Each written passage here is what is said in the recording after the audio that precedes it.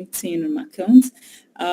Fiona is an engineer, a tech enthusiast on that. Like, I've always been driven by technology ever since I was a young child. That is really inborn for me. I always loved challenges. I already never went on for easy things. So I always looked out for things that challenge the status quo. And I think that's where I went to the career of engineering.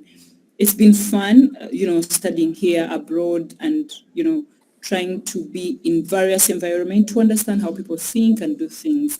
On return, I came back last year in December and decided to just start an NGO. Basically, Novus Innovation, it's an NGO, non-government organization, where we enhance diversity, inclusion, and access to technology for all. We believe that the future is digital. The earlier we can enhance the people we live with technology, the better. We are advocating for women and, of course, marginalized communities like youths, child mothers. I call them child mothers because they're not yet age 18 per our institution in Uganda. But also I also deal with different things. I'm a TV show host for tech startups in Uganda, telling the success stories of young innovators, connecting them between them and the funders and angel investors. I also work. I'm a very born-again Christian. The fun fact about me is I wake up, I start my day with prayer.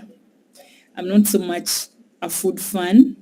I always have to make sure every single day there is something I've added to myself. Like, it's funny, but before I even go to bed, I tell my husband, honey, I think today, what did I read? What did I add to myself?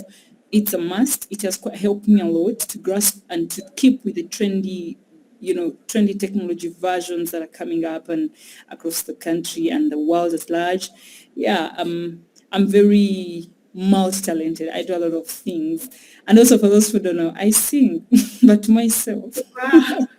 Wow. That's amazing. That's great. Honestly, your profile says that you multitask. You're very good at that. And I can really, really testify that you are from the things you've mentioned here right now. I celebrate that, honestly. I do. Thank you. Okay, let's get right into the deal of the day. Let's start today. Let me start by asking you, what is your perspective on gender disparity and inclusive culture, particularly in the tech sector? Yeah, thank you so much, Judith. Of course, let's even start from the part of describing or understanding in context what gender disparity means to someone who is tuning in today, but also to somebody, maybe the gents or the people who are not yet conversant with that kind of conversation. Definitely when you talk about disparity, we're talking about the difference, gender disparity, the difference between the men and women's access to resources. In society, these are influenced, of course, by society norms. Some are institutionalized in law, like some spaces say, in Uganda, at least by then, they could say women are not meant to inherit, making it an institutionalized law, but later on which was defended by women lawyers and it was brought out. Of course, there are other examples. We can talk about gender disparity, like gender discrimination in education. Some teachers think girls are not good enough to have, STEM courses, or if they failed at math, it was okay, unlike in their male counterpart. We also look at a disparity like in child marriages. We have quite a lot of child marriages and pregnancy in Africa where we have children bride. Of course, we can also, so there are so many things. Let's even look at salaries. You're bringing the same skill set on table and you have the same background of education, but one is paid higher than that. So if we understand gender disparity, then we also understand the inclusiveness in culture in the tech spaces. Yeah. Judy, for me, I can say that for inclusive culture, of course, we can look at one embracing or celebrating our differences. I can think differently from you. I can give suggestions different. That doesn't make us enemies, but rather we have different backgrounds and diverse ways of thinking. So for gender disparity and inclusiveness in tech, it's very vital at the end because it not only enable a diverse workspace, but it will also help it to thrive beyond the status quo if that is achieved and it's worked on in various organizations. Yeah. Thank you so much. I love the way you explained it because a lot of us think that gender disparity is something that has to do with women alone. But I've come to understand that it's something that attributes to both genders. Yeah, that is Mm, very, I love the way you explained it. And also talking about child marriage, that is something that I see happens here a lot in Africa. Because I really don't think that's prevalent in the Western world. And mm. I really love the fact that you touched that area. Okay, moving forward, what do you believe is the key to conceiving and sustaining a digitally forward workspace that is unbiased? Being someone that is into tech, how do you, or what do you think is the key thing to conceive and sustain a digitally forward workspace that is unbiased? Um, wow. In the post-COVID conversation, I would call this question very candid and very valid. But I think the word key there becomes, you know, it's subjective depending on who is speaking and where they see the aspect of things from. But for me, having worked digitally and remotely, and also not only working digitally, but also having the tech aspect of things, I think the first thing we need to do is to enhance the communication skills and the approach used by the leaders. It's very important to take time to think about, the varying viewpoints and the backgrounds of the various people you have on your teams. If you've been able to work internationally, you will have to admit that we not the same. What the American think is okay may not be okay for me, the African, depending on how I was raised. When I was in Europe, when you can be on the buses and it's okay for one to hug and kiss and all, but for me, I looked, I'm like, this is out of my boundaries and as African girl. But again, so as a manager, it's very, very important in the minimum value way of communication, please, to understand the people, the diversity of the people you're working with, meaning that you have to work on the communication skill set. You're going to deal with the people of various backgrounds. If your company is equipped with various people. But also the other thing I think we really, really, really live out in the digital era for me, Judith, is to be able to create a strong sense of belonging. Let me tell you something, Judith, I've worked internationally and remotely. When people feel like they belong at work, they are more productive, they are motivated, and they are actually more likely to contribute to their full potential. This is so common, whether they're at home or what. The moment you create that sense of belonging, whether you're African or American or Portuguese or Nigerian or Ugandan or Kenyan, there is just that sense of belongingness and you're able to contribute to your full potential easily, actually, without being coerced or moved to another age of being forced to one floor. I think for me those are the two core things if you're talking about a digitally forward workplace, yet it's inclusive and it's broad for the generation we have today. Yeah. Yeah. That's true. And what you said about communication, that reminds me of a popular quote that says that communication is the key to every relationship, and that also applies to work. But Yeah. then I have another question that's brought up from that particular thing you explained. Yes. How about you find yourself in an environment where you have tried your best to communicate, or let me say, to maintain a very good communication with everyone on the team, but yet it happens to be that there are some people, or there is someone that has this particular mindset about gender or this gender thing. What do you think you can do, or what is the approach you can take to solve that kind of a problem? Being someone that has worked in different sectors, both internationally and locally.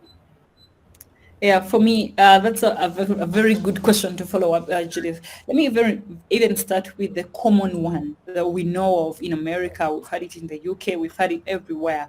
Is racial divide. Yeah. Before we even go to gender, it's correlated. Let me use the discrepancy in ratio. You walk into a space, you're doing something, you're the same, career level, entry level, you're probably paid the same. That is up to the human resource really.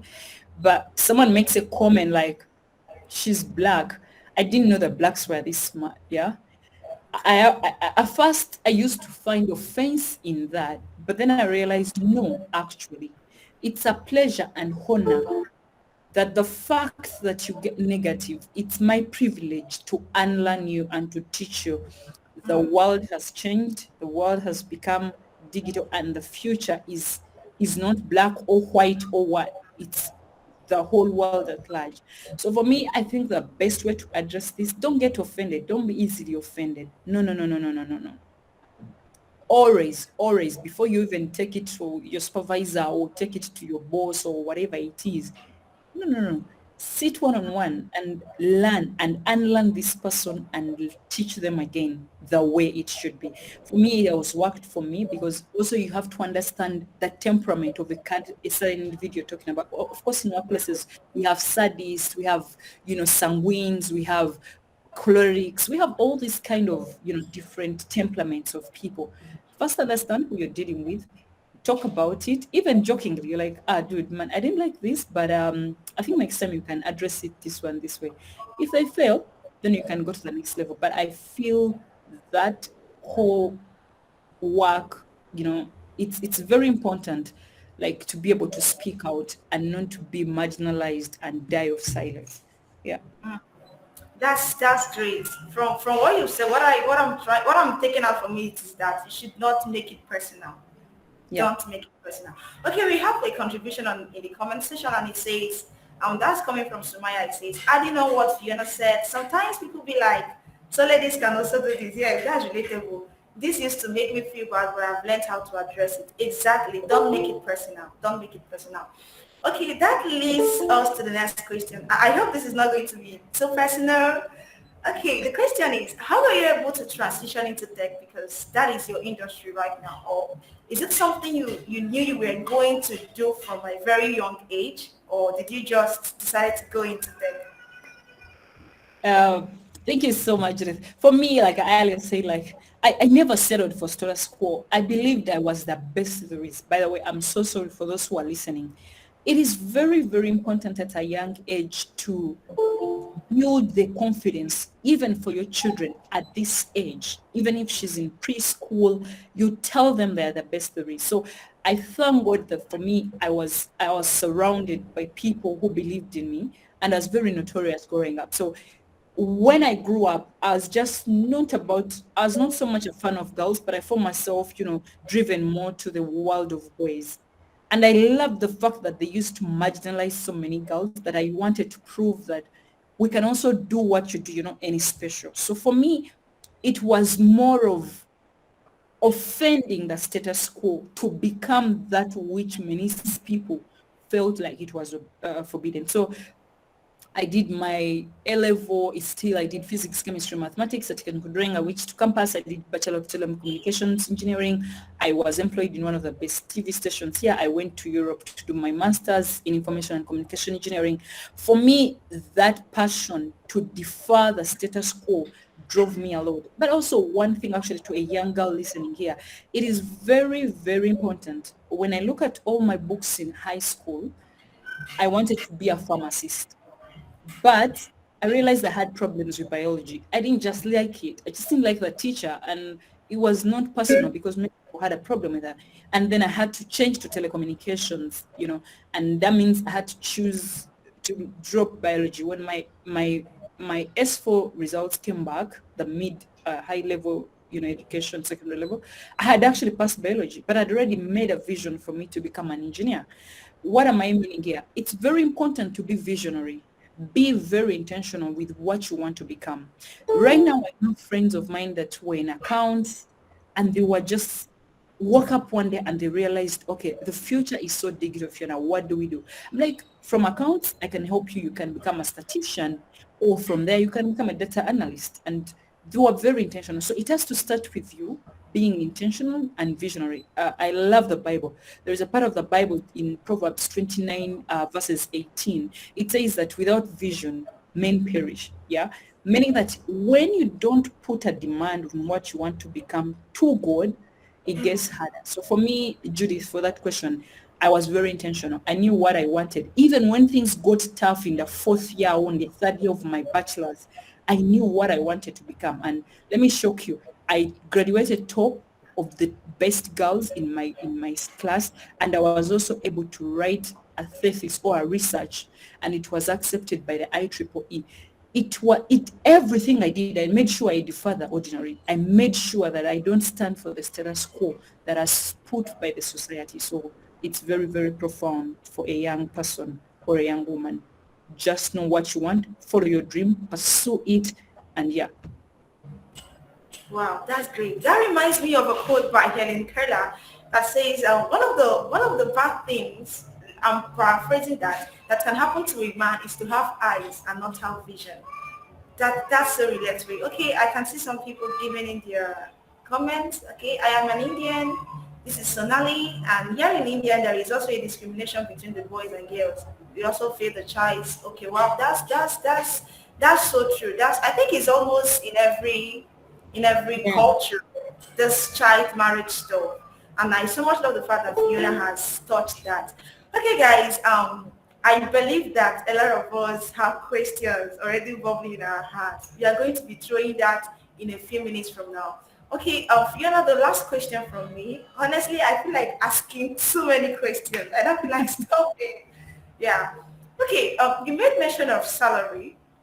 And in today's world, we all know that to an extent there is this, how do I put it? There is this kind of discrimination when it comes to salary payment and all of those compensation. What do you think one should do? Because this is not just talking about gender inequity, is not just women thing. I can see some men here too. So what do you think one should do when one is not earning a particular salary they are earning or they are worth? What do you have to say about it? Judith, I beg your pardon on the last bit of that question only. Oh, sorry. I didn't hear you. What did you say? I said, help me with the last bit of the question. I think I lost you. You were breaking. Okay, sorry about that. I said that, what do you think one should do when one is not getting payment, or let me say getting compensation as regards what they are worth or the value they are bringing to a company, whether Yeah. whether a woman or a man? Or a man? Yeah. That's a very good question. There are two things to that, and allow me to give you two diverse answers to that. I would pose a question to everybody actually who is on the call tonight, that what is your worth? Yeah, that's the first question I want to pose. When do you determine what your worth is? Is it on Fiona, who is your friend, who added a book? Is it because you went to Harvard? Is it because you went? Now, when you know that question, yeah, that I leave it to you as a question to point about it. What is my worth? And what actually informs your worth? How do you come to the worth that you think you are? Yeah. Then two, when in the circumstance like Judith has just explained, when you think you're not getting your worth, there are two things to it. My first job, I got it in my second year of university. I was in my second year. My course was 4 years, and I got it in my second year. For me, at that stage of life, it would be very unfair for me to have looked at my worth or to look at how much the company must have paid me. Rather, for me, it was the experience, it was the net worth I was building, and it was the connection that I needed. That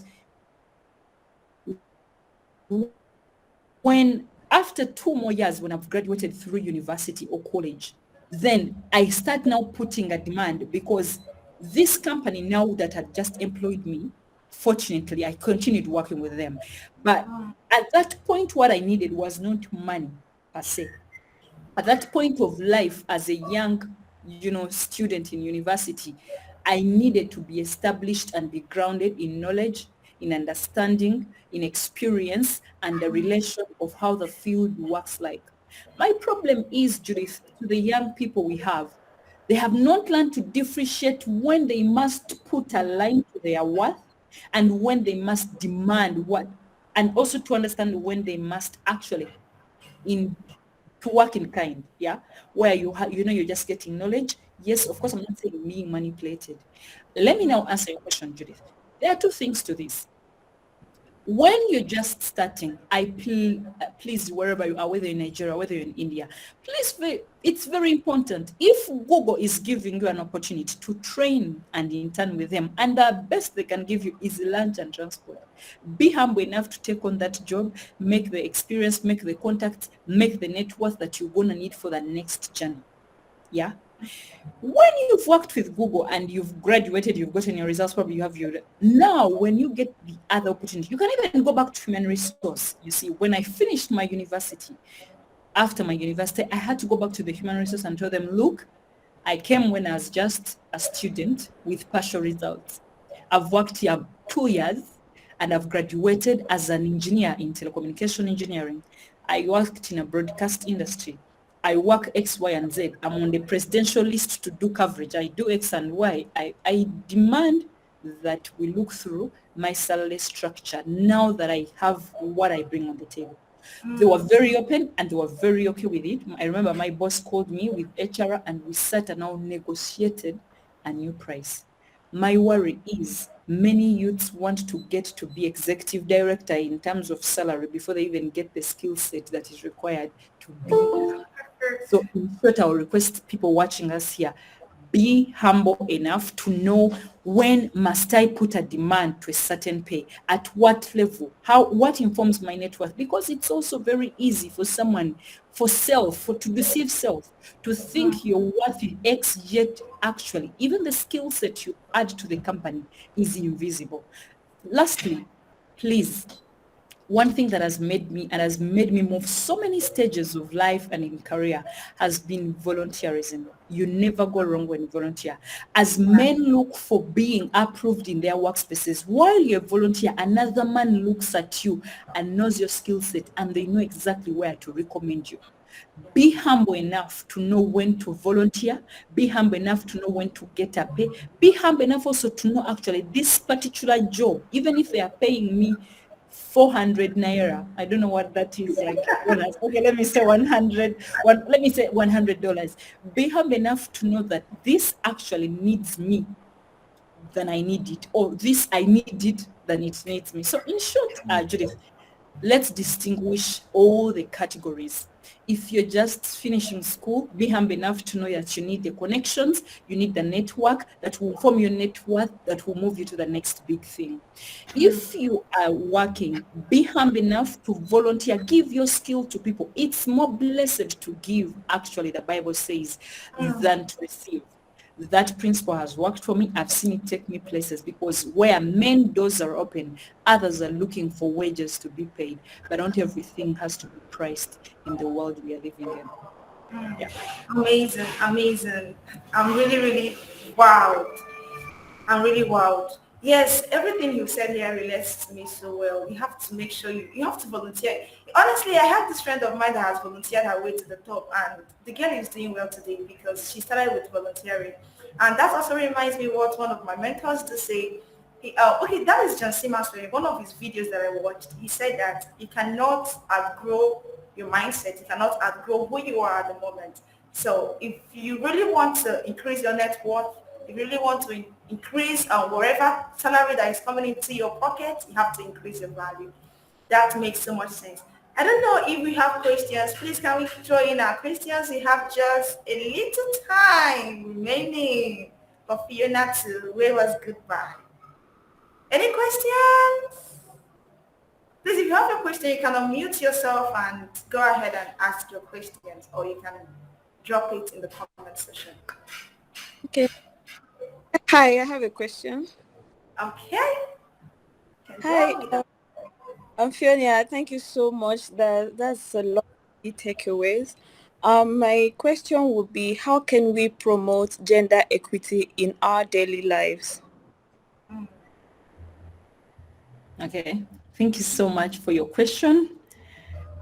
Should I, Judith, do I answer these questions right away, or I wait them to build up? Yeah, you can go ahead and answer the question. Yeah, he is asking me, how do we promote gender equality in our day-to-day life? I think for me, let me not even complicate it. You know, I am married, and let me just start from even the basics. Giving a helping hand, for that, I've actually seen men joining us in this call, and I'm very excited to have men. In my organization at Novus, we believe working with male counterparts. Men are the greatest promoters of gender equality because they're in the places of influence. They will create us for us safe spaces where, we can learn, innovate, and, lead. Yeah. But to answer your question, there are two things, or three or four, but let me just give briefly. For me, I think it's Helen who asked. Firstly, let's giving a helping hand, be it at home to your wife, be it at school with that homework if you're a guy, be it, with house chores, be it at university, and be it at work as a teamwork, if you work in teams, just extend that bit of extra. But also we can scale it up, in workplaces, because most of us actually who are on this platform work. We can create, there are companies I know who have created, a diversity and inclusion program where they are very intentional by training men. When do you answer? What do you answer? How do you speak? It's very, very important because some people become very offensive even in speech towards the other gender. Yeah, you must know when to speak, what to speak, and what to joke about, not everything. The other thing also I can talk about, maybe for employers and workers here, is a work-life balance. Try to strike that balance.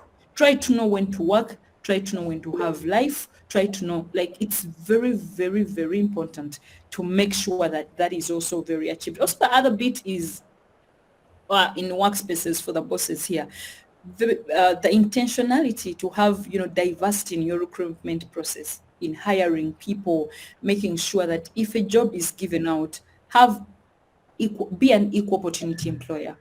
Let it not be because women are going to get pregnant and, get leave. That's why I'm not going to give you the job. And, we look at all these aspects of life. No, let it be very, very normal. And for also, lastly, one thing I can tell Helen, there is one thing that really disturbs me as a young adult in my country, is to say no to child marriages, really, in our communities, in sexual harassment and all these other things, be it at workspaces, be it sexual advancements in work, wherever you see it, be an advocate for it. If you see a child being given away for a bride, be a whistleblower. Those are some of the things I think we can contribute to the society through gender equality. Yeah. That's good. I hope that answers your question, Helen. Yeah, thank you so much. You're welcome. Okay. At this point, I don't think we'll be taking any other questions because our time, I don't even know where it's going to. Time is just flying these days. Okay, guys, Fiona has really made us to understand that this is not a battleground. Like, gender inequity thing is not a battleground. It's not the women's world against the men's world. No, that's not what we are doing here. We are here to balance and to bridge the gap. Right. Thank you so much, Fiona, for giving us that wonderful session. Honestly, I'm moving out of here today with a basket of value. Thank you so much. Thank you. Please, what is your last word for us? Oh, you are muted. Sorry about that. Yeah, I was saying, I don't know what my last words can be. Maybe let me just talk to young women that are here, that are seeking, to make it in the tech career, to lead, to be influential wherever you are. And then I'll just have also a small word to the gents that are here. Yeah. Let me start with the women. Please, please, please, I will ask every woman here, this universe is so big for each one of us. There is no need for unnecessary grudges. There is no need for unhealthy compromises. Stay true to who you are. Believe in yourself. If you want to make it to the top, look for role models, the people you look up to. Look for a mentor who can question your progress in your career of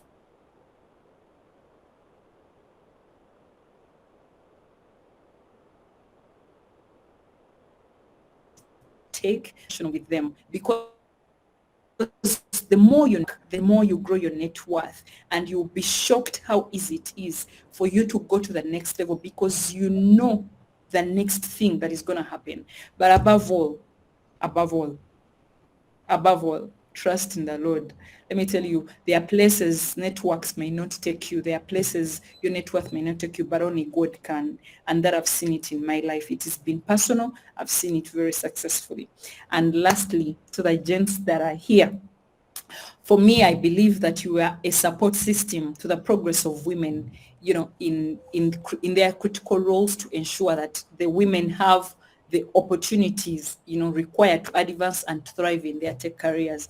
You have the offices, you have the tenacity, you are the majority in this space. Yeah.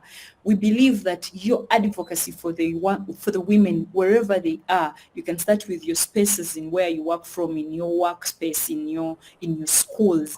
Be your sister's keeper.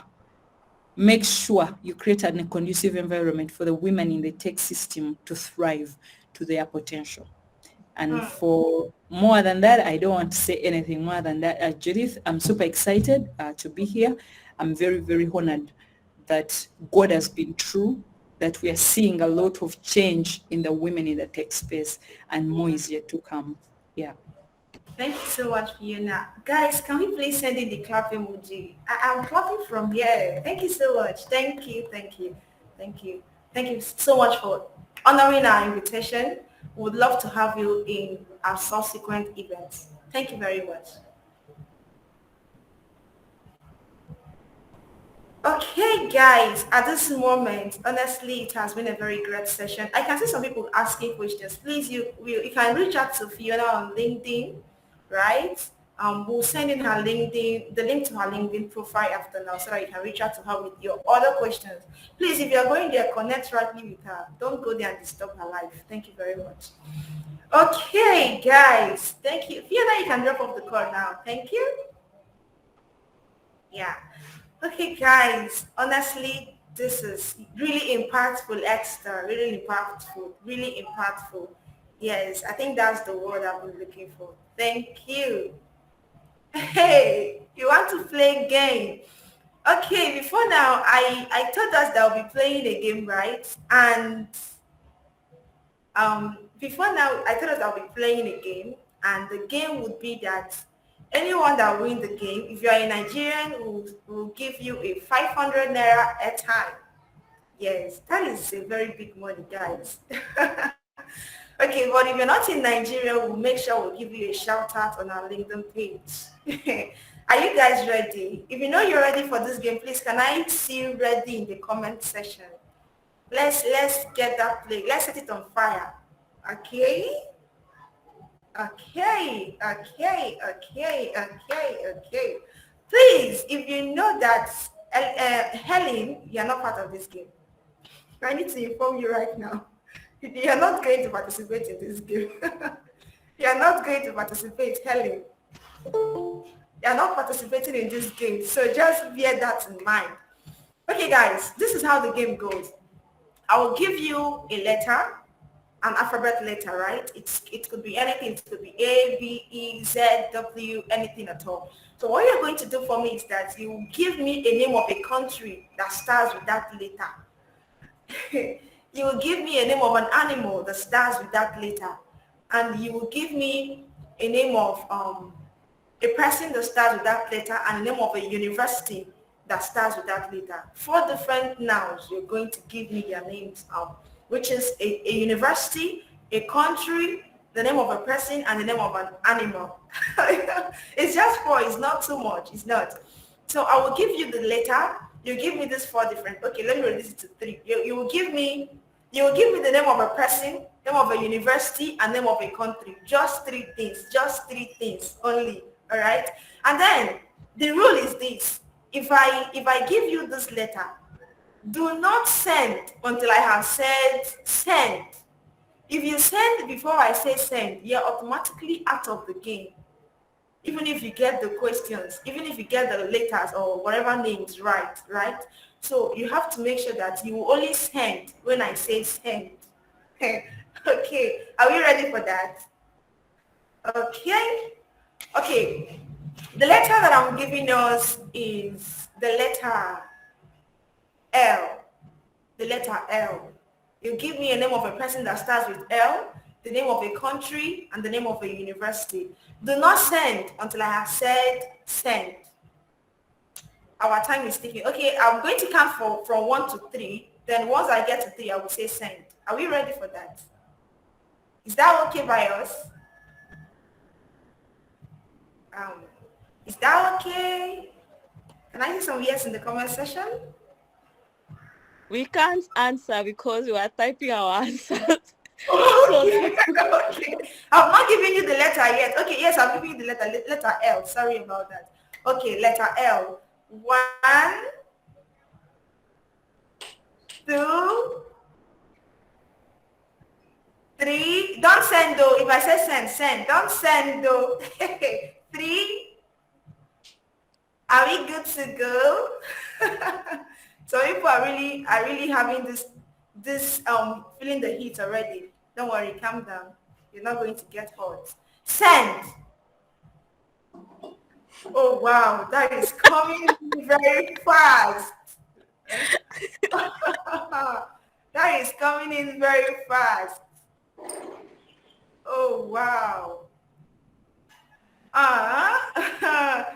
Fiona, you're out of the game. You only got one.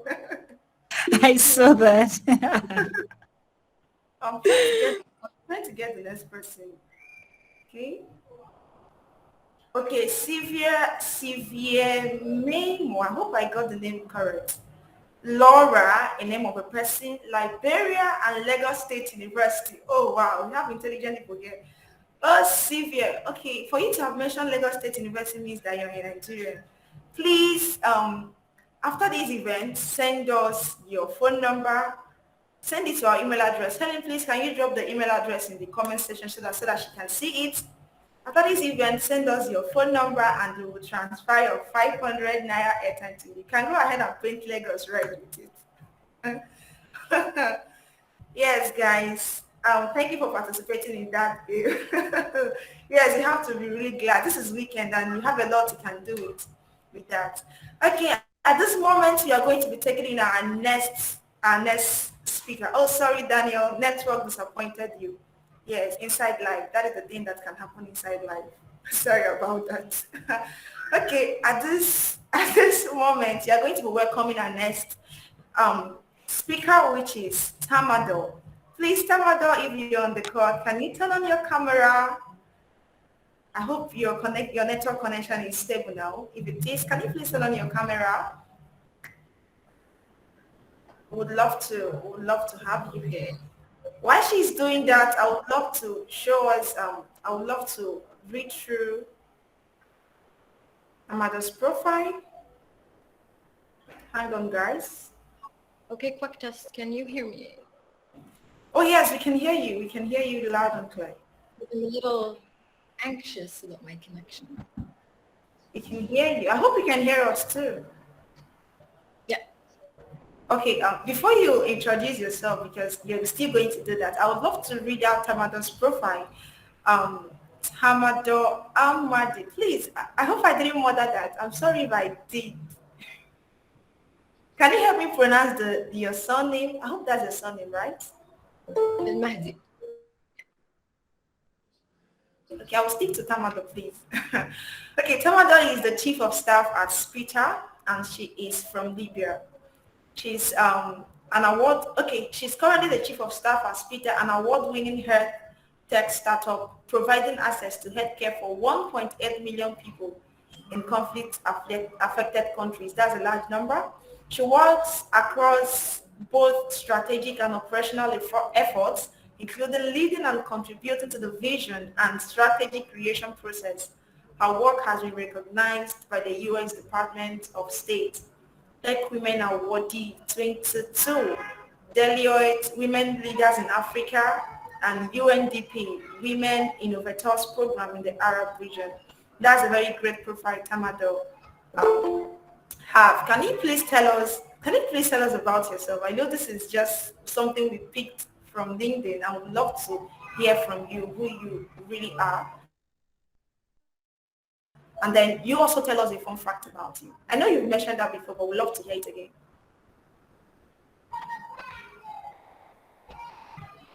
Okay. Can you hear me? Yes, we can hear you. Okay, I think there's a little delay in this sound, but I'll just go ahead. So my name is Tamadr Mahdi. I'm currently based in Benghazi, Libya.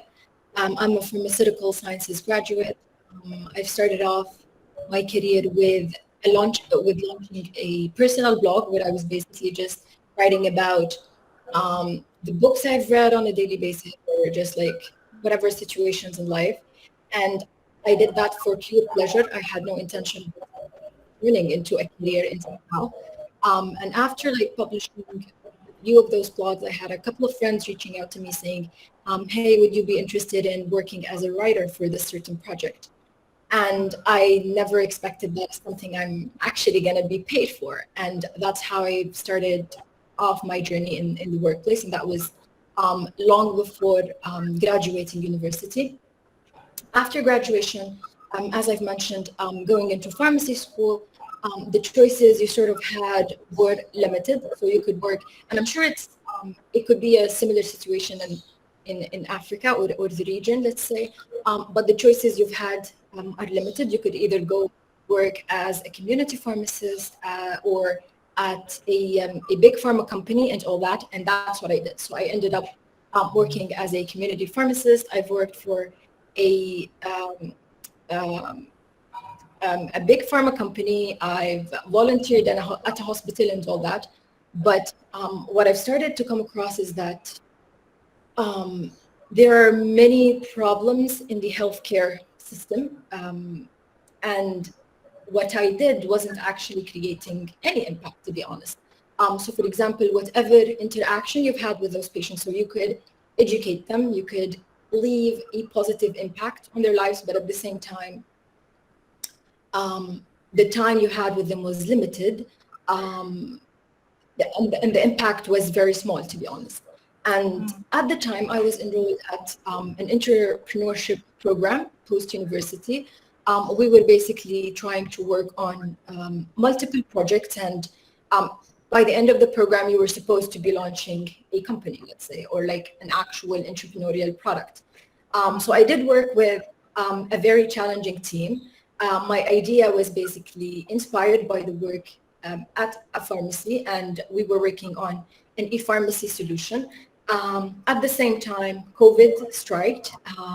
We were able to deliver some medication at the time to family and friends and all that. And it was nice, to be honest, because we were doing something different at a very challenging time. But at the same time, I was starting out very early in my career, and I've lacked so many skills. And the team, as I mentioned, was very challenging, and we ended up not working together and things not turning out all right. But there were so many lessons learned from the experience. After that, I came across the company I'm currently working at. I've started off as an associate, meaning an intern. 1 month later, I was a part-time coordinator, basically working in marketing. 4 months later, I was promoted to being the chief of staff, and that's currently my role today.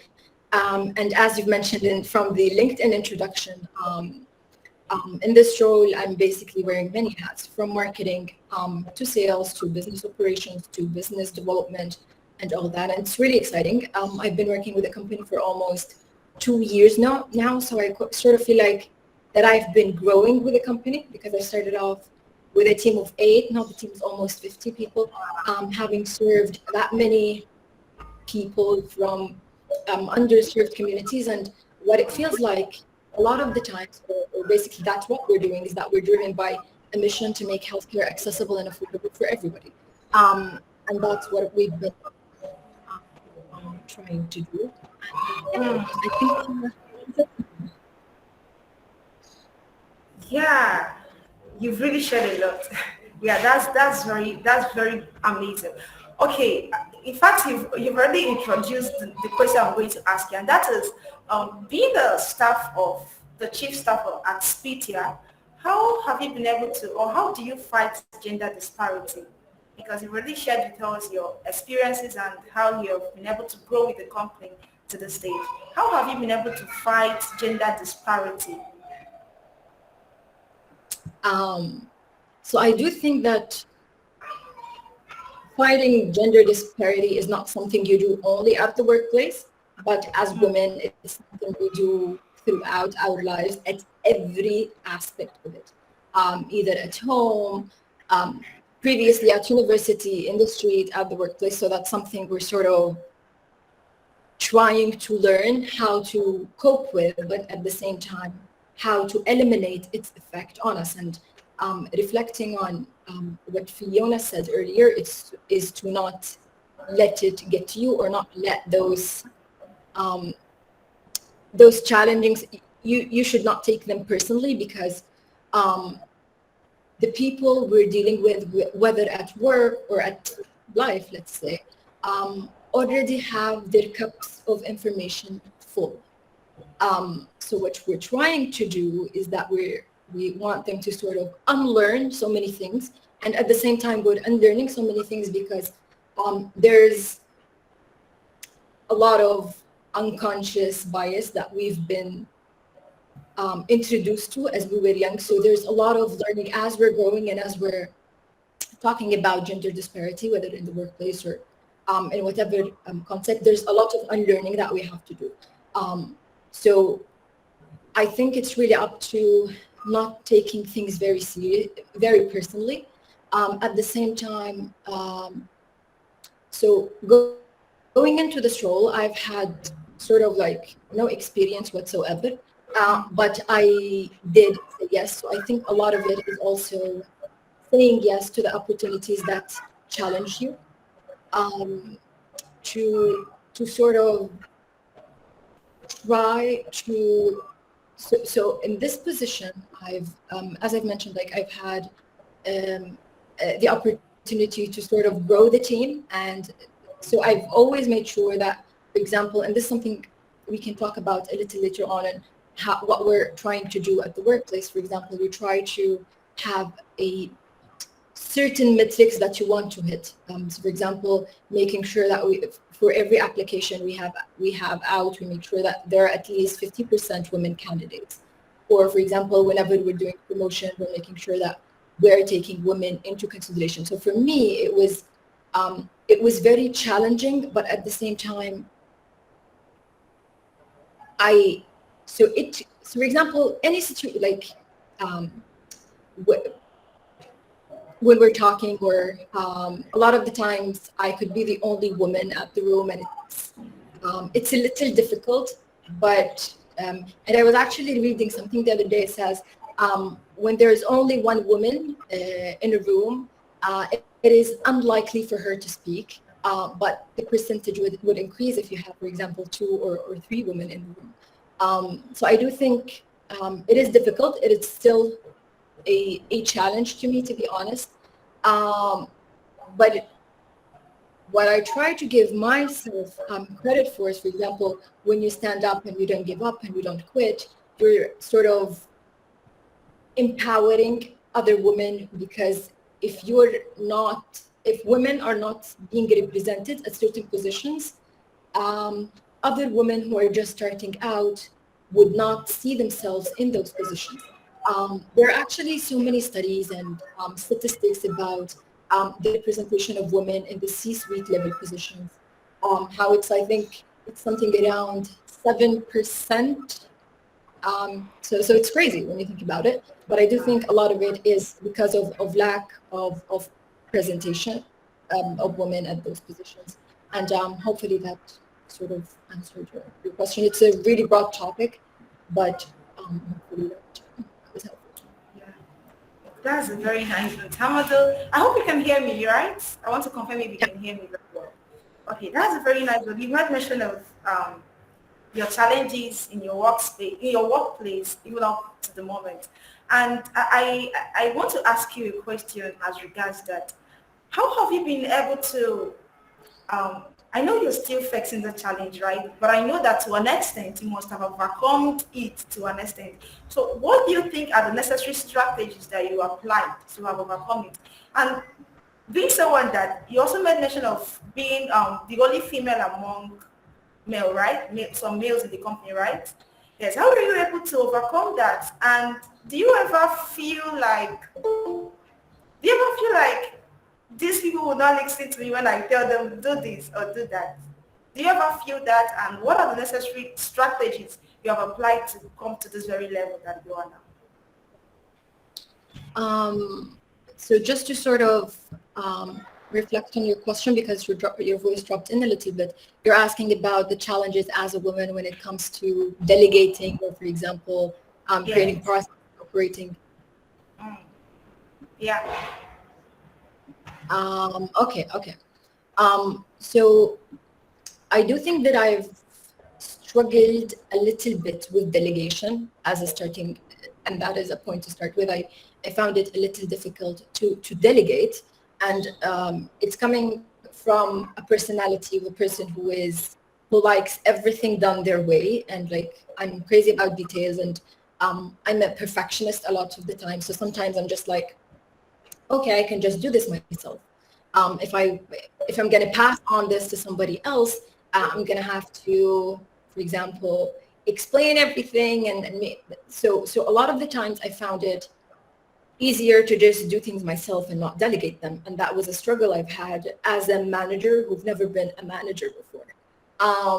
But learning sort of, you can't really scale your process. You can't really scale the work that you're doing if you would not be able to delegate it to others. So what I did, and as I've mentioned, because it is a startup, there are basically no structure for everything, and that's what we're trying to do on a daily basis. The way I have navigated is that whenever I do something for the first time, I try to create a process around it. So for example, I would write it down from A to Z. I would identify what success looked like, let's say. And I do think that a lot of it is about trusting the people you bring into your team, because like whoever you bring into your team is basically an awesome person that you've seen incredible potential in. So that's something I've been trying to remind myself of. That I work with incredible people, and you really just have to trust them a lot of the times. So that's what I did. Document process. And I think this way it's a lot clearer for others as well. Because what I used to do, like I'm a manager and I was supposed to manage people and all that. And I've struggled a lot at the beginning because I would delegate something. For example, I would ask you, Judith, to do something, but I would tell you how I would like it to happen, but I would not give you the whole picture. And I do think that, and I was sort of expecting that people would just know what they're supposed to do. And this takes us back to the importance of communication. As we delegate, it's important to show people what is the bigger picture of what they're doing. So for example, and a lot of this is back to the purpose behind the work conversation. So it's very important to sort of have a clear vision. At the same time, clearly communicate to people what success looks like. And at the end, you really have to just trust them and sort of coach them into being the incredible executors that you want them to be, and never micromanage, because that's terrible. That's amazing. That's amazing. The points I've gotten from you are set a clear vision of what you want to achieve,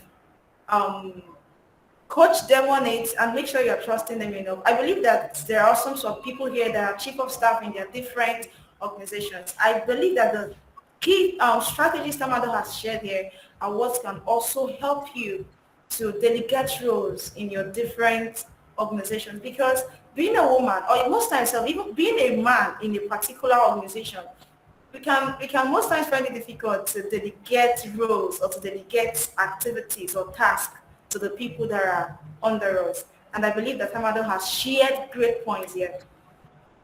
Yes, please, if you have questions, make sure you are keeping them somewhere, because we are going to be asking Tamado some great questions. Okay, to continue, please, can you tell us the necessary tips that have helped you to boost your confidence level? Okay. So I've had a mentor share this idea with me, which was basically, you have two things. You have confidence and you have worth. Confidence is something you develop as you gain more experience. So for example, if you're just starting out doing something, you're not supposed to have to be very confident about the work that you're doing, and that's okay because you're learning. And confidence would eventually come along as you take on new challenges, as you prove so many things for yourself, for your network and all of that. So confidence is something that you shouldn't rush, and it's going to come eventually. And I do think it's something all of us struggle with as a lot of times. Like, you could look really confident, but at the same time, it took you so for example, you could give an excellent speech and people would think, hey, she's really confident, but deep down you were actually afraid that you're gonna miss it. So I do think confidence is something that we gain, and I do think that it's something we can easily see in public speaking and doing presentations and all that. So your first time is not like your second time and your third time, and by the time you've done 5 or 6 presentations, you're a public speaking expert.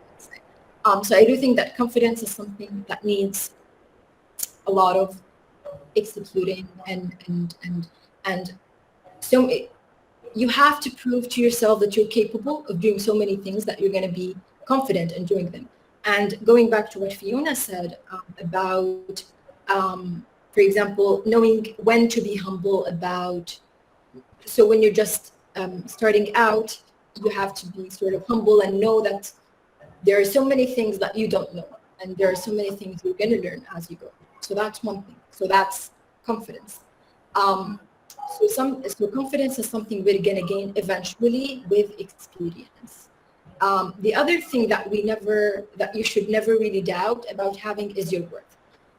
So you could go into a room, you could question your confidence. Maybe you're not comfortable about doing this thing because you don't have enough experience, but never question the worth that you bring into any organization or into any table, let's say. So yeah, I do think it's very important to sort of normalize or sort of raise the stigma about not being confident enough, because we all go through imposter syndrome, and I do believe that the data supports what I say when I say that women tend to feel imposter syndrome more than men, and men tend to be more confident. So all of us do struggle with imposter syndrome, and there are so many times where I personally question myself and what I'm doing, so yeah. Yeah, that's so true. That also reminds me of, I listen to John Simmons a lot. For those of you that might be wondering, why are you mentioning him? Yes, I listen to him a lot. That reminds me of what he said in one of his videos that says, confidence is not something you gain at the beginning. It is something you gain while you are on the process. And Tamado has referenced that. Thank you so much, Tamado, for pointing back to that again. And okay, what do you think it should be your advice, or what do you think women, or let me say teenagers or anybody at all, should do? Or okay, let me put this question this way: what is your advice to someone that is aspiring to be more? Let me not just make it a gender stuff. What is your advice to someone that is aspiring to be more? Because your LinkedIn profile says a lot. It tells a lot of accomplishments you've made. So what is your advice to someone who wants to be more? So I do think that what I would say here, and I'm going to put it in a very simple manner, is you have to show up, whether it's a job interview, whether it's a meeting, whether it's a speaking event, whatever, just make sure that you do show up for things, because a lot of the times that's something I did early on. For example, I would apply for a job or I would apply for something, but then on the day of the interview, I would not show up, or I would just say, okay, no, never mind, I'm not gonna apply, they're not gonna accept me and all that. So I do think it's very important that you do show up. You're gonna have to be comfortable being uncomfortable. So never really, so all of us eventually are doing so many things for the first time every day. So I do think it's very important for all of us to sort of show up for challenging things and try our best. At the same time, you shouldn't really link yourself with the result. And I was actually reading a book about this, and it was called Emotional Agility. And it's really about the way we're taught in school and in university and the way we're grown up, especially if you were really good at school back then. We sort of have this academic validation. So for example, if I don't get 100%, I'm going to be really upset. And all the effort I've put into this assignment or into this test would not matter because I did not get the result that I wanted in the first place. So for example, if I apply to a job interview or a scholarship or whatever, and they end up rejecting me, I would go into a depressive episode of 1 month or 2 months just crying about the thing. And growing up and going through different experiences, let's say, I found that it's very important to just do what you have to do. You show up, you work hard, but at the same time, you should not really link yourself with the result. So if you've worked really hard and you've applied to a job interview and you ended up not getting the job, it doesn't particularly mean that you are a failure. It's a lot about that job in particular or that organization in particular. Or maybe you're not at the right time in your career to be applying for that opportunity yet, but you're going to make it there someday, or you're going to have something even better. And that's something that happened to me. It has happened to me before. So I do think it's a lot about working hard, showing up, and just trusting the process. Because there are so many doors which have been opened to me because I did not get certain opportunities. So I think that's really important as well, to just sort of normalize failure and see it from a growth perspective than from a winning or losing it, because that's not the way life is, like in everything, in work or in any other matter. It's a lot about, it's not black and white, it's not you win or you lose, but it's an entire journey of learning. And as I've mentioned, some missed opportunities could actually end up being a blessing in disguise, as they say. Yeah, I agree so much. You have to show up, guys. If you've heard Tamadol share her many experiences, and the last thing she said in relation to the question we asked her is that you really have to show up. No matter what you are doing, no matter who you think you are at the moment, you have to show up. If you think you're going to be a software engineer, if you think you are a software engineer or whatever thing it says, show up, and you have to trust the process. Nobody is a master from day one. We all started by being novices and amateurs. So guys, show up and trust the process. I don't know if any of us have questions. Please, if you have questions, drop it in the comment section or mute yourself and ask Tamadol before she can bid us goodbye. Any question? I don't know if it's just from my end. The comment section has been quiet. Any question, guys? Okay. I can see that our next speaker is here. In the absence of any other any question at all, Tamadol, what is your last word for us before we let you go? What do you have to tell us? What do you have to tell us generally? Not just women, not just men, everybody else at large. Okay, that's a difficult question because it's too general. But I do think good luck, everyone. And thank you, Judith, for setting this up. And I do think that actual change actually comes from just talking about things, just sort of discussing the struggles that we go through either as women or as men, to be honest. But I do think it's very important to keep those conversations coming and creating those safe spaces for people to just talk and share their experiences. And that's something I think we truly miss, and it's been really incredible to just hear from Fiona and just to get to know you, to be honest, and to see everybody else on the call. You have access to my LinkedIn. If there's anything I can help with,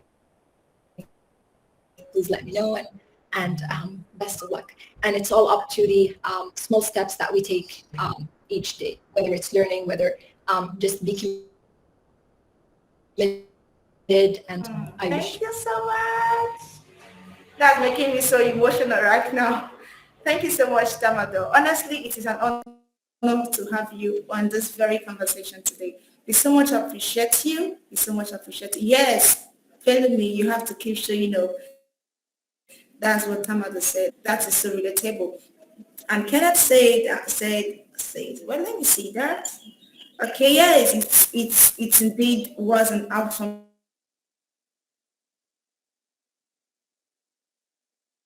presentation. Please, you're going to drop the link to Tamil profile in the comment section. Please, Helen, help us do that so that anyone that wants to connect with her will go ahead and do that immediately.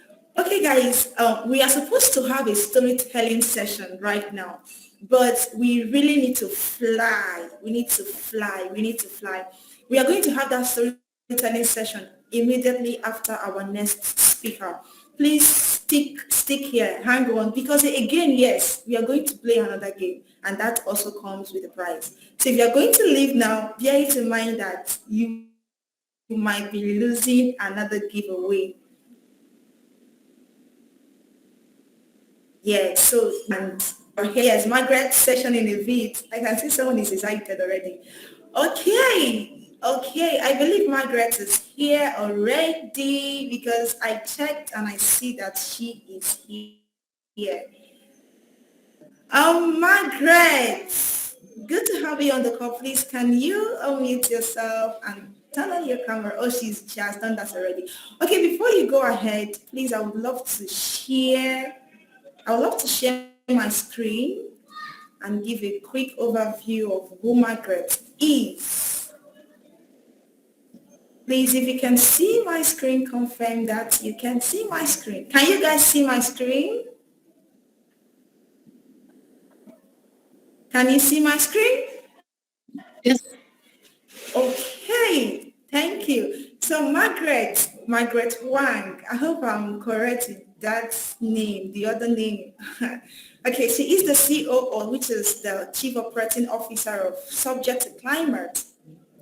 And Margaret creates curriculum and programs to empower students to be compassionate leaders in sustainable development goals while they build 21st century skills. Honestly, I can testify to that. I have been mentored by Margaret before. She is currently focused on achieving the following sustainable development goals: quality education, affordable and clean energy, decent work and economic growth, industry, innovation and infrastructure, reduced inequalities, climate action. And yes, like I said before, she is also the COO and co-founder of Subject to Climate, a brand that is focused on enhancing climate change knowledge and inspire awareness and action by making climate change teaching and learning accessible to all. I know that's a very, I would say very short introduction, or let me say short overview of who Margaret really is. Margaret, please, can you tell us more about who you are and then share with us a fun fact about you? Yes, thank you so much, Judith. I had the privilege of working with Judith before when, as Judith mentioned in my background, I was a teacher for several years and I taught about entrepreneurship and also sustainability. So as Judith mentioned, I was able to run some fellowship programs in Nigeria. And so that was very fulfilling to do, utilizing my education skills.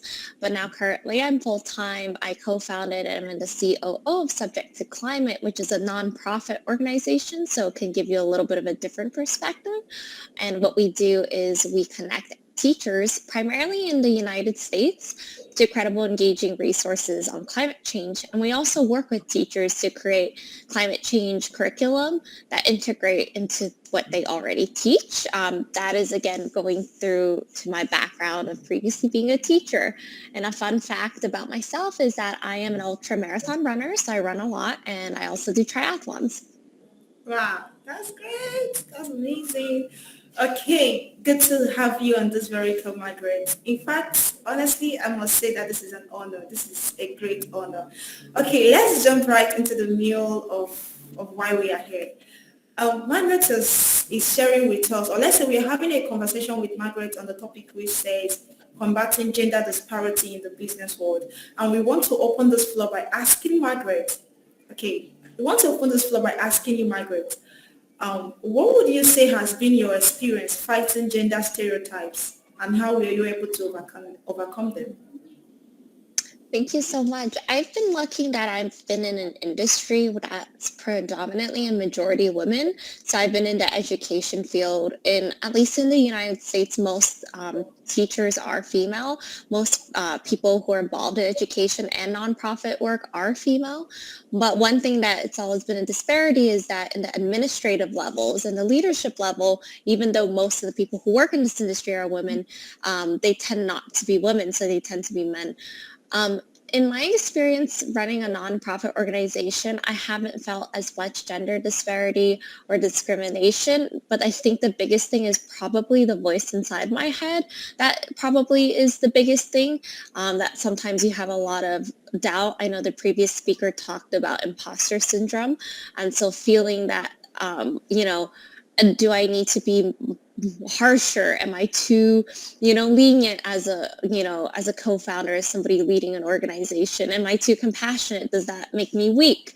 But I think a lot of times, if you think about the organization that you're cultivating, people want to work in an organization that isn't cutthroat, that isn't, taking away from their own freedom and time, and they want to work in a culture of respect. So, in my head, I think like, oh, because I'm a woman, should I not be as nice, or should I be a little stricter or harder?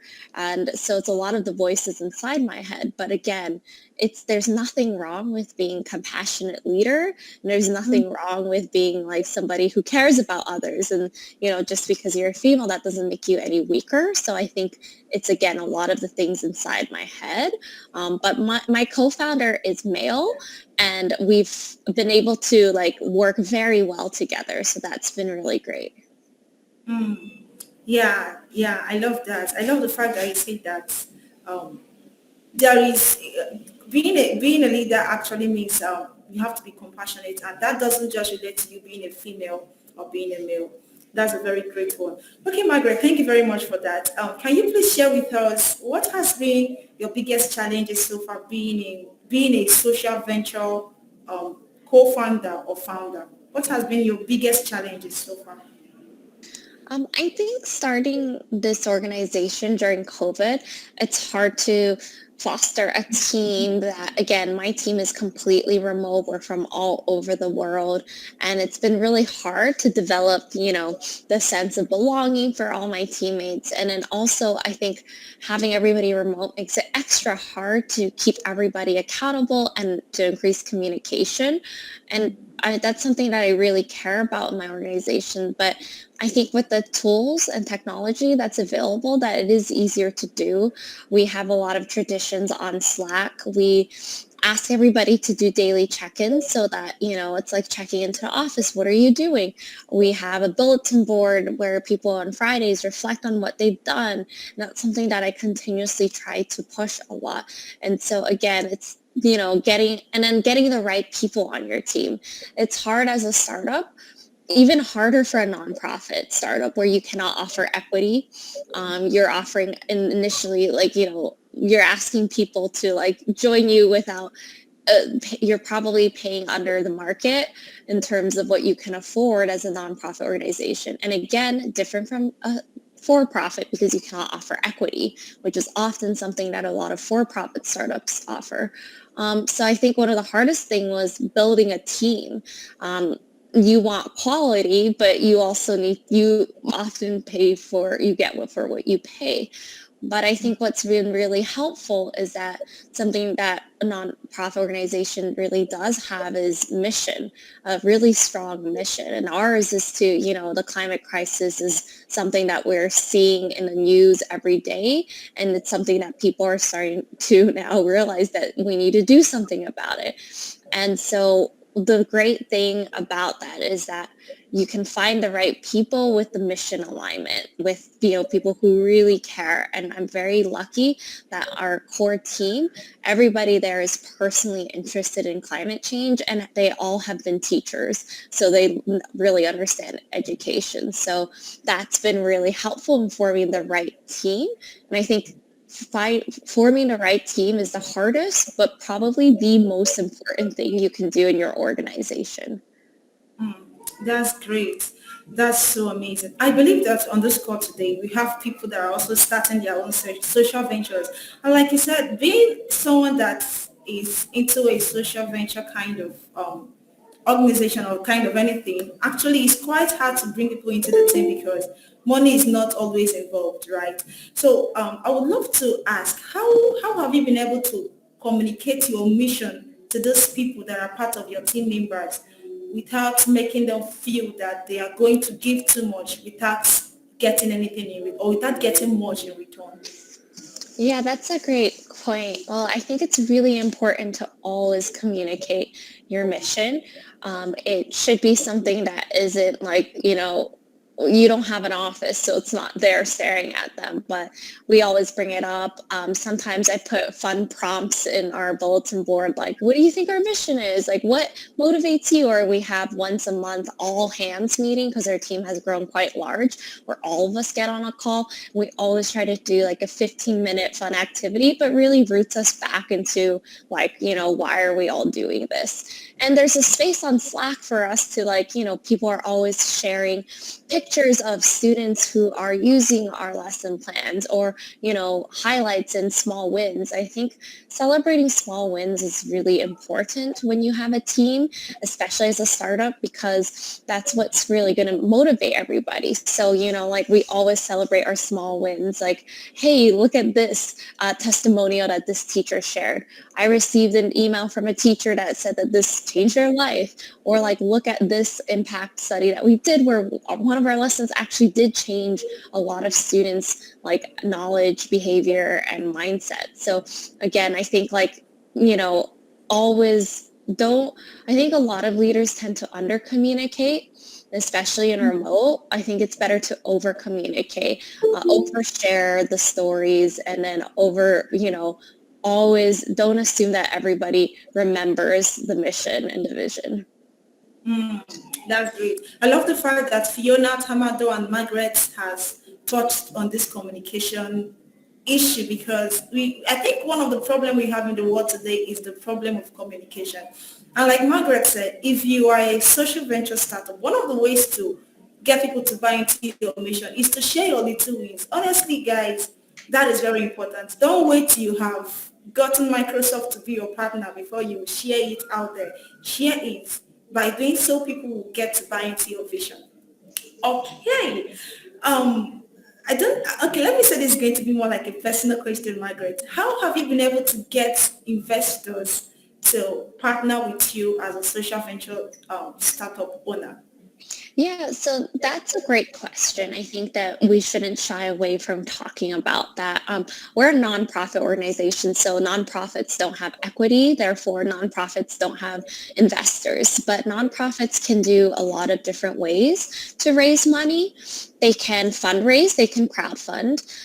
They can, number two, look for high net worth individuals who are aligned in the same mission and vision.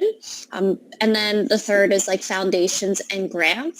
Fourth is government funding, and that gets really difficult. But fifth is nonprofits can also have their own revenue model. Just because you're a nonprofit doesn't mean you cannot sell something. So in the beginning, we were very lucky that I was able to, so I went to Harvard Graduate School of Education, and in that community, I was, this was the transition where people are starting to care about climate. And so I was able to network with a net worth individual, was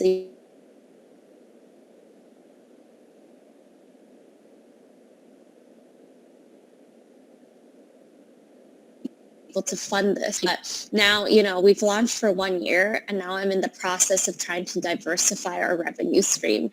And that's something nonprofits always have to do, because the scary thing of relying on, like high net worth individuals is that if they don't want to fund you anymore, like they don't want to. And with grants, if you don't get the grant, you just don't get funded. So you want to diversify it. So right now I'm in the process of applying and networking with lots of foundations that are aligned in exactly what we do. And then I'm also doing trying to figure out if we can start doing a revenue model as well. But again, we started with investment from, or not investment, sorry, because nonprofits still get investment, but funding from high net worth individuals. That's great. Network with high net worth individuals. Okay, Margaret, in a situation whereby these people are not coming forward, you don't have such a relationship with them, and the people that you've laid your hands on are not buying into your mission, what do you think one should do? Yeah, I think one of the things is that networking has really gone out of hand these days. I feel like people will message and they want to set up a meeting with you, but they don't have an agenda and they just want to get something from you. People are so overwhelmed in their inbox and so overwhelmed with meetings, and that's not how you network anymore. I just think that, again, if I try to take all meetings and answer all my emails, but I don't think I can keep on doing that because I just don't have time. I literally have too many emails and meetings on my agenda. But one thing I think you have to understand about networking is that you should always go into thinking what can I do for them? Because if you are talking to somebody, if you're reaching out to somebody, if you can offer something that you can do for them, that's going to be more fruitful in terms of networking, because networking isn't a one-way street. It's not about, what can this person do for me? It's about reaching out, looking at their interests and what they do, and starting off in an email saying hey, I noticed, for example, that you are looking for a lot of elementary curriculum to support teachers. Here's something that I have, and I have connections to XYZ. I'd love to know if, there's some way that I can help you. And I love to see if there's ways that we can work together for the same mission. And so that's a better way of getting people to talk to you. And then also when you fundraise for nonprofit organizations, it's like dating. You don't ask somebody to marry you the first time you meet them. You have to build a relationship with them. You have to, talk to them, get to know them in the first meeting, and then share what you're doing. If they find it interesting, give them more information, keep them up to date every month so you're showing progress, and then, foster and build relationships first. That's amazing. You have to give value. Yes, it's not a one-way thing. I believe that there are people here that want to start social ventures. Myself, number one. And I really, really, really, really love the fact that you said that if you want to network with people that are of high worth individuals, people that are high worth, right, or of high net worth, you have to make sure that you are showing up to them as someone that can give them something, and not just there because of what they can give to you. Yeah, that's a great one, Margaret. Okay, I know that we have, yes, Alayinka, offer value, we can't overemphasize that. Okay, I know we have questions, right? Please, guys, if you have questions, make sure that you are coming up with it, or you drop them in the comment section. Margaret, I'm going to be asking you the very last question from me, which is, what advice do you have for young people that are aspiring to be startup owners, or that want to go into social venture, that want to start social ventures, or it could be a social venture, or it could be a profit business. What is your advice for anyone that wants to start that? Yeah, I thank you for that. I have probably a couple of things, but I think my number one thing is very relevant to what everybody said about showing up. I will say be disciplined. One of the things that we think when we look at the media is like, oh, this person like started a startup and they're rich now, or like this person made it. But behind that is not just like, a one-hit wonder. It's something that people methodically did. I really like the book, The Disciplined Entrepreneurship, and it's a step-by-step guide on how you really start an idea, and it's very methodical. So I think you have to be disciplined. You have to put in the work. You have to do research. You have to show up. You have to do what you say you're going to do. I have worked with countless people, amount of people who don't do things on time, who never follow through, who don't actually do what they say they will do. So be very disciplined. And number two is you don't need money to start. And I don't think you should use money when you first start. I think you need to validate an idea and find product market fit. You can do a lot of small tests and talk to users and learn a lot to get validation before you even spend any money in it.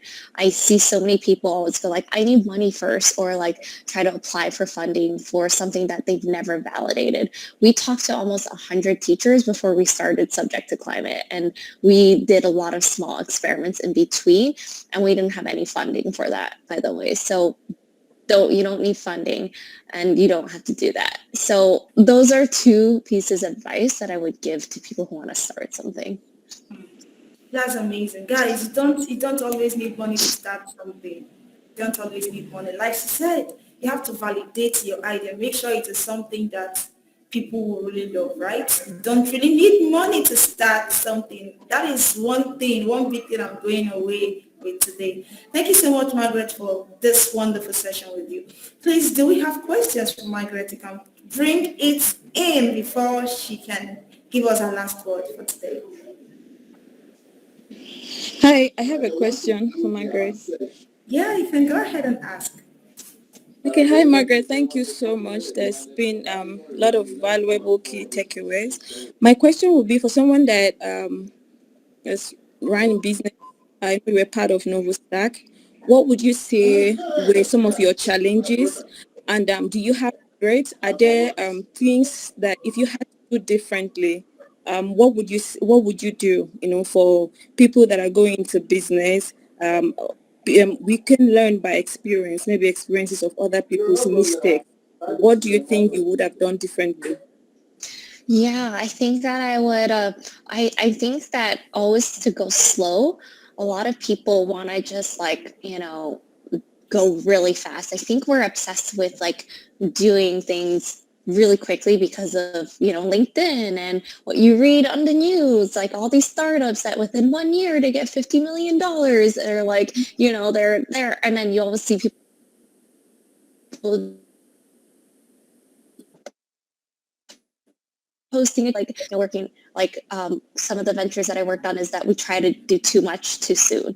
It's okay to go really slowly. And I've seen great startups, like I think Sunsama, like they started really slowly, and it's not until their eighth year they finally like really started getting investors and stuff like that. And like that's actually pretty normal. I think it's just that we get exposed to a lot of media that show like things are supposed to happen really quickly. So I think starting back, I would always go slowly. I would always go slowly and stay hyper focused on being good at one thing. Startups try to do too much and solve too many problems at once for too many people. Be super good at one tiny thing. Like Google was super good at search algorithms, and they became super good at only that before they went into everything else that they did. And I think that's also one of the challenges I'm doing with my venture. Like everybody wants to do so much, but I'm like, well, have we succeeded in being the best resource for climate change for teachers? And until we do that, we're not going to do more than that. And that's how I think. I think too many people chase after too many things at once. Go slowly and stay focused. I think that's one of the things I would change on what I've done before. Like I try to do too much or. Yeah. Helen, I hope that answers your question, because honestly, I've gotten some key takeaways from what she just answered. There is no need we rushing anything, right? Yeah, there is no need we rushing anything. Thank you so much for that wonderful question, Helena. Thank you, Margaret, for answering it. Please, do we have any other question before we can ask Margaret for her last word for today? Any other question? Okay, I don't think we have any other question. Please, Margaret, can you give us your last word for today before we let it go? Yeah, I think always like, I think one of the things about we started this call about gender disparity and like how to work through that. I think it's important for women to also support each other as well. So another thing to do is like to always be conscious of any microaggressions or like anything, and as a leader call it out in a respectful way, because the more we just let things slide as women, then like it doesn't move anything forward. So thank you for being here and hearing about like a lot of female stories, so that when you continue whatever you're doing, be mindful of how you can help and build other women up. Amazing, amazing, amazing. I love the fact that Margaret also touched that. Fiona said it and Tamado also said it. Yes, we really need to support each other. It's not a lone stuff. We really need to support each other. It is not our world against anybody's world. We need each other to grow. Thank you so much, Margaret, for being on this call with us. We so much appreciate you. Thank you a lot. We know the sacrifices that you made to be here. Thank you and have a nice day. Thank you so much. Yeah, you're welcome. Yes, guys, I hope yes, thank you so much, Margaret. Okay, before we move on, we'll be dropping Margaret the link to her LinkedIn profile in the comment section. Please, Helen, help us do that. Thank you very much. If you have further questions to ask Margaret, go to her LinkedIn and ask the question. And please, like I said before, connect rightly. Don't go there and drop hi, hello, and expect her to reply. You have to tell her the reason why you are there, right? Thank you so much, Margaret, once more for being on this. Honestly, our speakers, they have been so much amazing. I'm going home today with a basket full of value. I am going home today with that. Thank you to all our speakers. At this very moment, we are going to be listening to Helen's story. Helen has a story to share with us. Yes, she has a story to share with us. Helen, if you're ready, you can please unmute your microphone and share with us the story. Hi everyone. Good Hi, evening. Helen. Good evening. It's not really a story, right? But first and foremost, I want to say thank you so much to all our speakers. Thank you, Fiona. Thank you, Tamara. Thank you, Margaret. It's been a very wonderful session. Um, Yeah. It's Helen Durusin, and I am the Google Women Tech Makers Ambassador. What we do at WTM is to encourage more women to come into the tech space. Um, I also like that I'm very much affiliated with elite.org, which was created to be a safe space for women to come into the totality of their life, and also to empower young girls, um, women, and as well the youth to have digital skills so that they can also thrive in tech. According to statistics, uh, only 25% of women hold jobs in the IT sector, and I think there is need for us to keep on encouraging more women to actually come into the ICT space. For example, in the area of artificial intelligence and machine learning, you also know that we have just 1 out of 5 women who are actually on this particular field. In my organization, in my office, yeah, I happen to be the only woman in the IT department, and it shouldn't be. We should have this balance, right? So sometimes it can be very difficult when you want to actually interact with fellow women, and sometimes you feel like these guys, they can't really understand what I'm trying to say or where I'm coming from. And I think that it's time for us to close this gap. Even in terms of politics, you find out that even the political parties in Nigeria, we have just very few women who are who participate, right? So I like what Obasanjo said. I think the honor of Diary of a Niger Girl, Ife, I think she had a conversation with Obasanjo, and he said in his time, right, he gave responsibilities to people who had capacity and not about gender, and that's how it should be. People it shouldn't be like this is a man's job or this is a man's role. It should be to people who have capacity, who have the technical skill set that can do the job.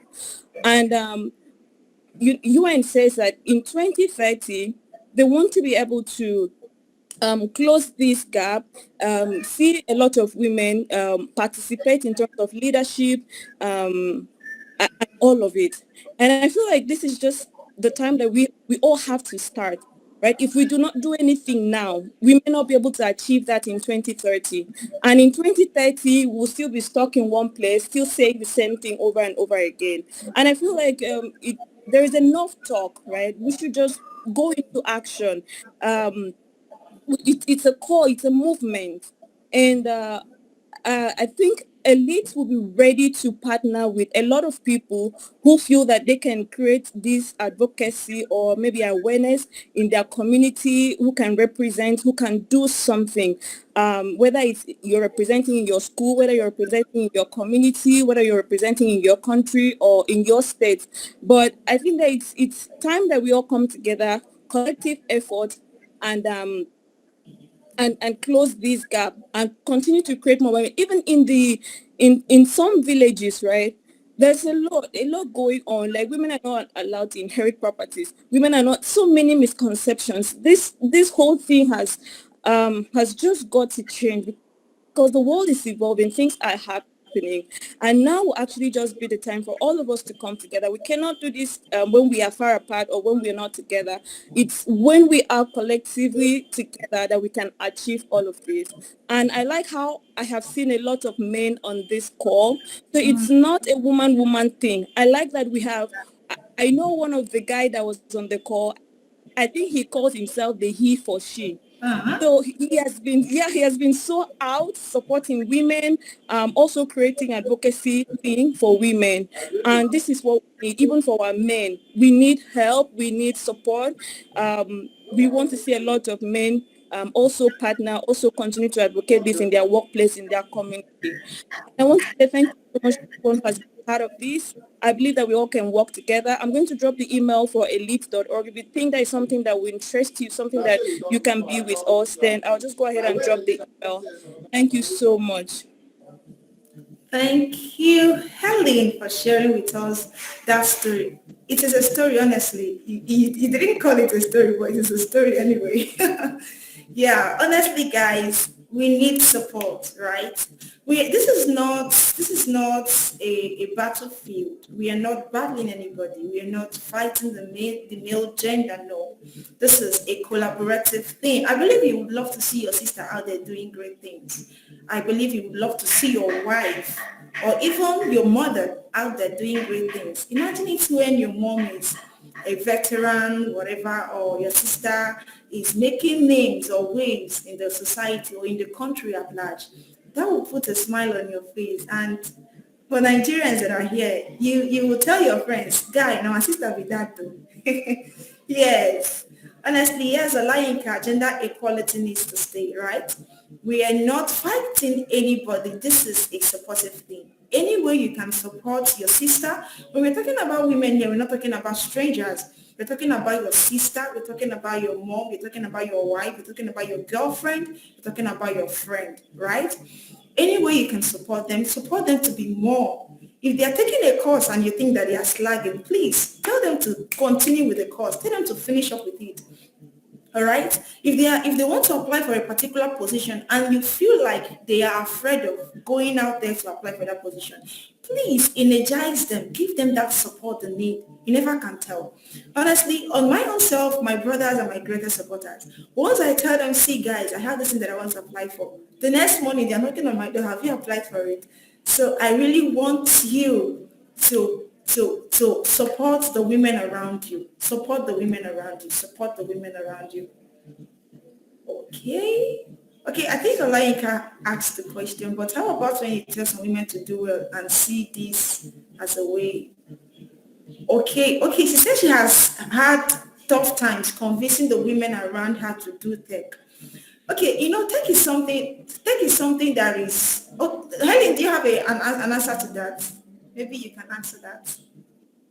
Olaika is asking, is it Olaika? Yes, Olaika Pelumi is asking, um, how can you convince women around you to join tech? How do you convince them? Because a lot of women see tech as not just women, a lot of people see tech as something that is one big stuff. Though it's a big thing, right? But it is not as difficult as you think. So Helen, do you have anything to say to Olaika?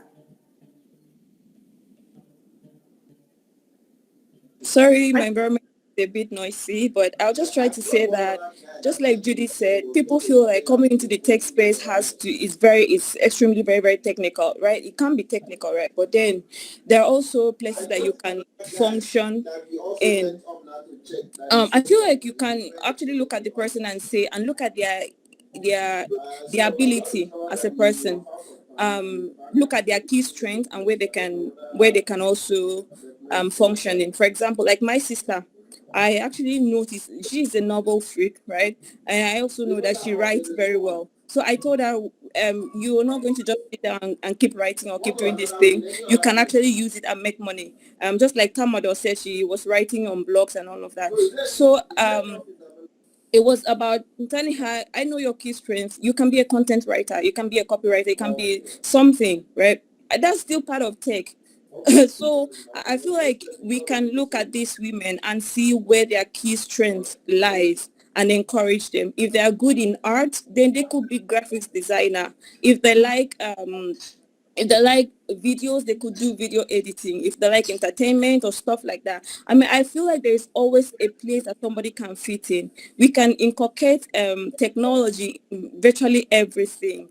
So we can look at their key strengths and also share the skills that are available in those key strengths for them to be a part of, and also support them. I think that it's necessary for us to also support these people, because I always make sure I keep checking on how's your progress.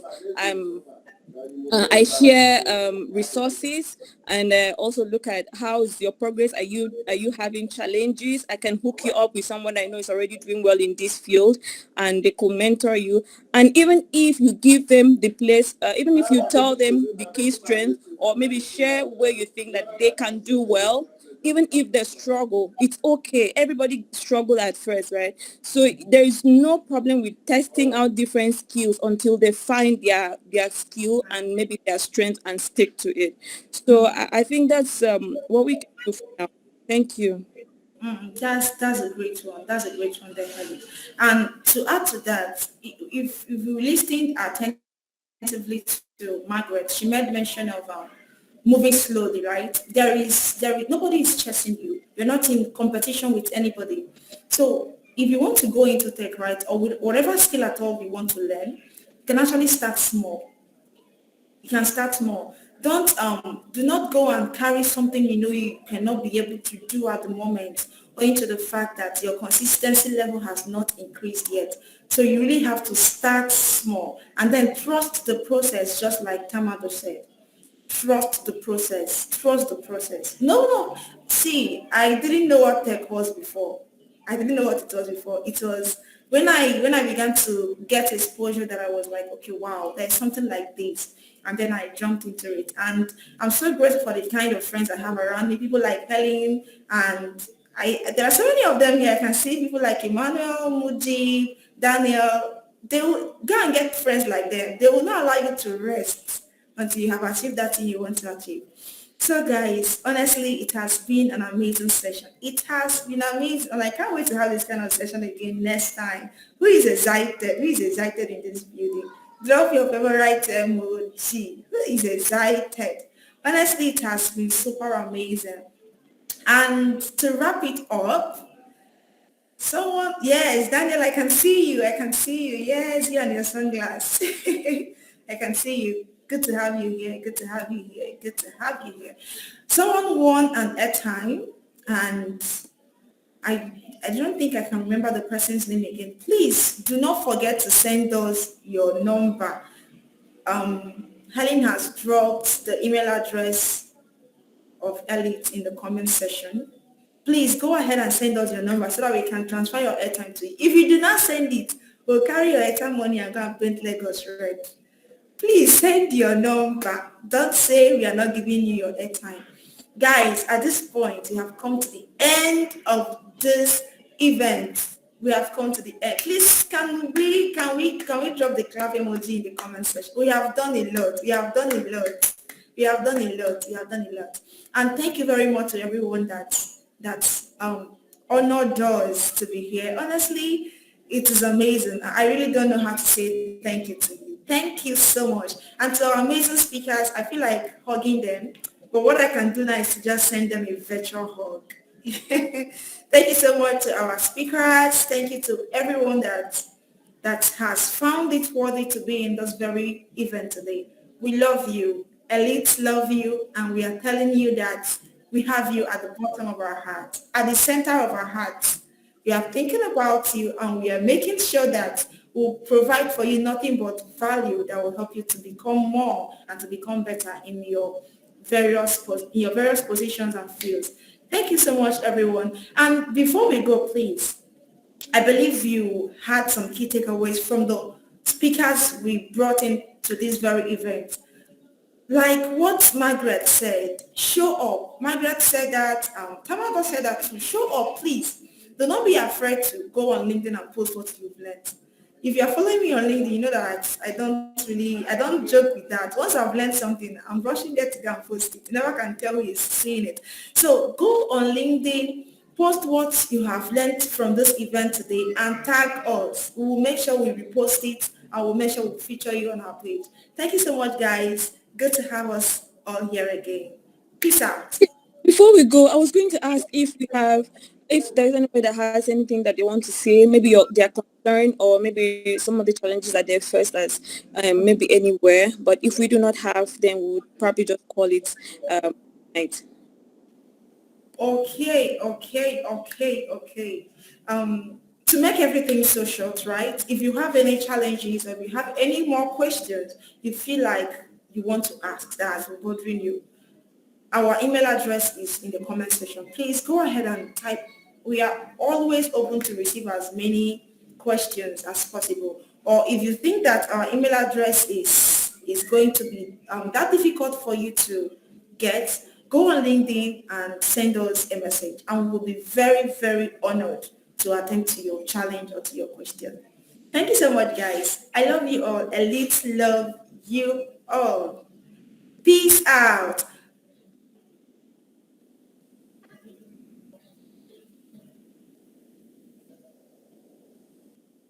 Yeah, saying something, Helen. I think you're muted. Yeah, I think we do group photo. That's fine. Okay.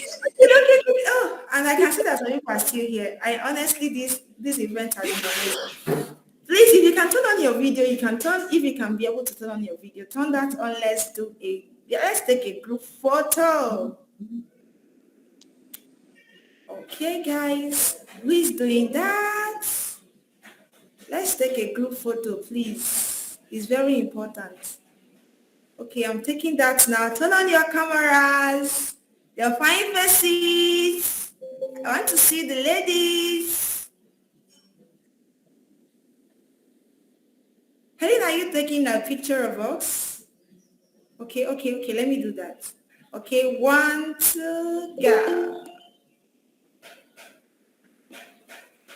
Good, I've done that. Thank you so much, guys.